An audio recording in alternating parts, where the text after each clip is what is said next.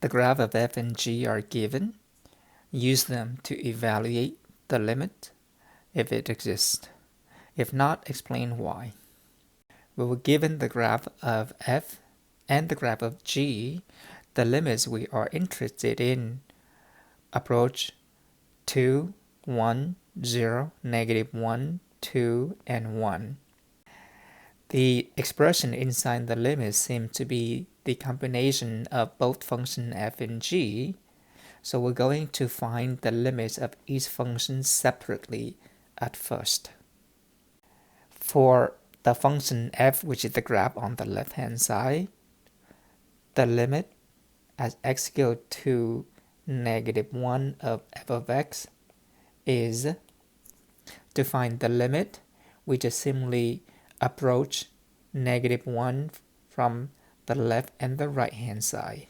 And we see that from the left hand side, as we approach x equals -1, the y values approach -1. And on the right hand side, as we approach -1 from the right hand side, the y value also approaches -1. So the limit at x approach -1 of f of x exists, and it is -1. Similarly, the limit as x goes to 0 of f of x is 0. The limit as x goes to 1 of f of x is 1. And the limit of f of x as x goes to 2 is 2. Notice that even though the value of the function at x equals 2 is 1, but the limit is 2. Because on the left-hand side of x equals 2, the graph is approaching y equals 2, and on the right-hand side, the graph is also approaching 2. We will do the same thing for the graph of g. The limit of g of x as x goes to -1 is 0. The limit at x goes to 0 of g of x is 1.5. The limit at x goes to 1 of g of x. Now this time, as we go to the graph, from the left-hand side of x equals 1, the y value is approaching 2. The key is that it is approaching 2, but is it not reaching 2, which is okay because we are only looking for the limit. So on the left-hand side of x equals 1, the y value is approaching 2, but from the right-hand side of x equals 1, the y value is approaching 1. Since both one-sided limits do not agree, we say that the limit of g of x as x goes to 1 does not exist, even though the functional value at x equals 1, y equals 1 in this case. And lastly, the limit at x goes to 2 of g of x is 0. Armed with these individual limits, we're going to use the limit laws to evaluate the limits. Now, the limits of the sum is the sum of the limits. This is the sum rule.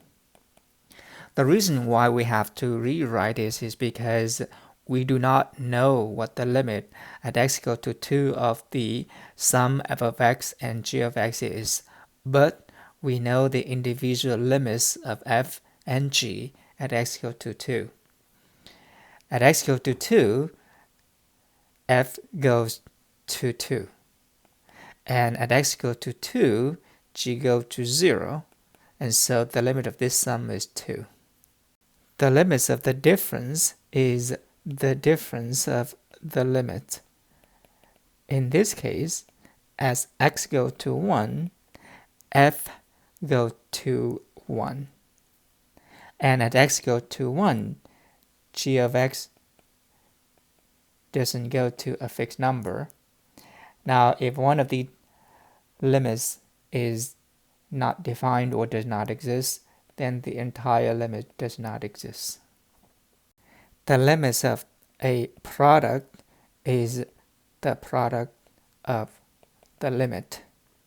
And again, the reason why we separate these or rewrite these limits is because we only have the individual limits. At x go to 0, f go to 0, and at x go to 0, g of x go to 1.5. And so the limit of this product is 0. The limits of the quotient is the quotient of the limit.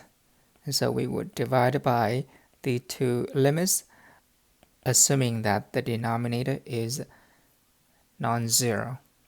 When x go to -1, f go to -1.